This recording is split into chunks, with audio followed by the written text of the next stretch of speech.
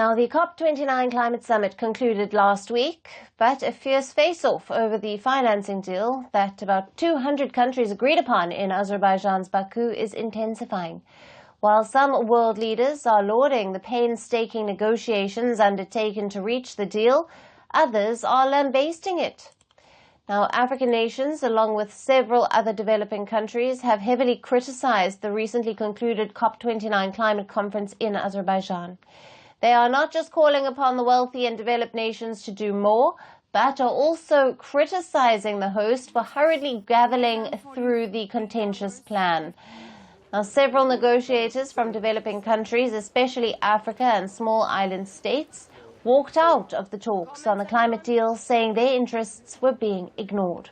One thing is, we are the countries that are probably the most affected by climate change. Our countries have not contributed a lot, but we are affected.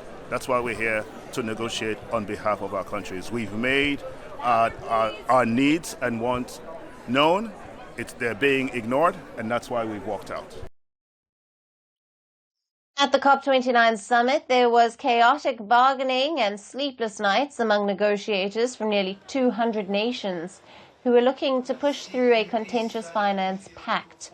But in the end, the pledge from developed countries, which includes the US, Canada, Japan, and European nations, among others, failed to impress those most affected by the impacts of climate change. Now, Africa had hoped for a much bigger share of global climate financing at the COP29 summit. Why? Because the continent has been among the hardest hit by climate change. Temperatures in the continent have been increasing slightly faster than the global average. Many countries have been grappling with frequent droughts and floods. African countries are losing anywhere between 2 to 5% of their GDP to climate change. So what is this contentious COP29 deal? Now, this year's accord raises the amount of money that developed countries must provide to at least $300 billion per year by 2035. This is higher than the $100 billion that is currently required as a part of a previous agreement that expires in 2025. The $300 billion will come directly from governments' budgets, private sector investment, and other sources of financing. The Baku Accords also puts responsibility on the wealthy historic emitters to help the poorer nations to transition to cleaner energy and adapt to global warming. The deal also promises to raise $1.3 trillion a year in climate finance for the developing countries from wealthy nations by the year 2035. The text of the deal also encourages developing countries to make contributions that would remain voluntary.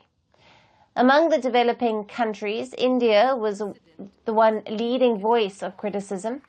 New Delhi termed the deal as abysmally poor and a paltry sum. Wealthy emitters paying up for the damage caused to the planet. It sounds ideal and righteous, doesn't it? But in reality, it's far from it. Countries hit hardest by climate change say it is not enough.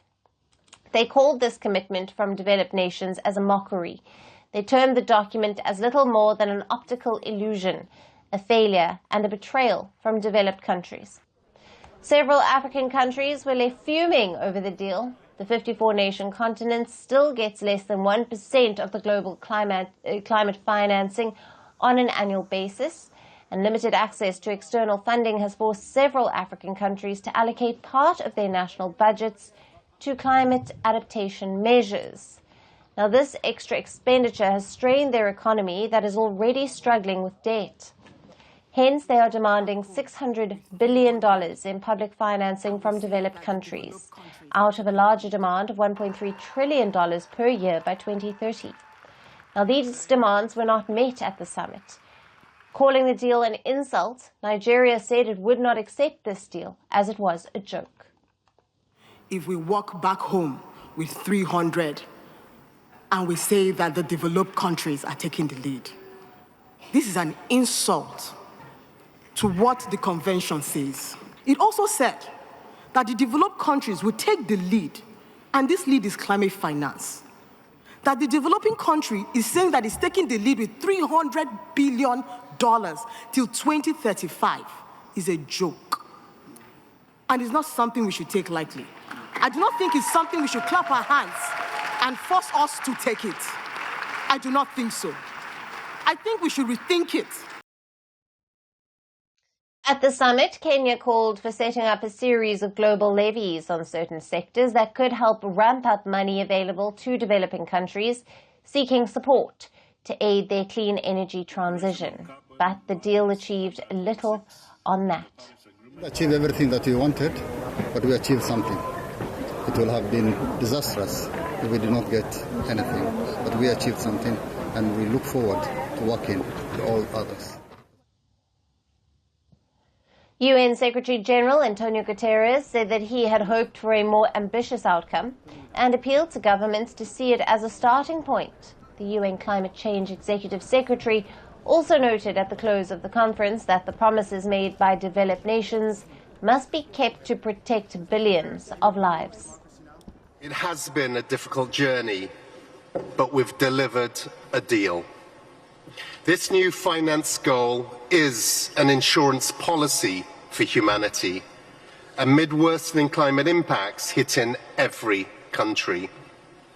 But like any insurance policy, it only works if premiums are paid in full and on time. But the half-hearted commitments by developed countries have left billions of people on the brink of a climate catastrophe in developing countries, which is bound to get worse if those promises are not met or increased in time.